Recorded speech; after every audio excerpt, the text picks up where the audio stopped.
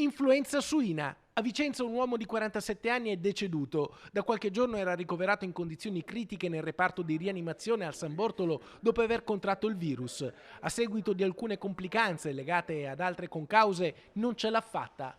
Altri 3 ricoverati sarebbero in condizioni preoccupanti. Pochi giorni fa al San Bortolo erano state ricoverate in tutto 5 persone, 3 uomini e 2 donne, per una polmonite interstiziale che porta insufficienza respiratoria causata dal virus dell'H1N1 di tipo A.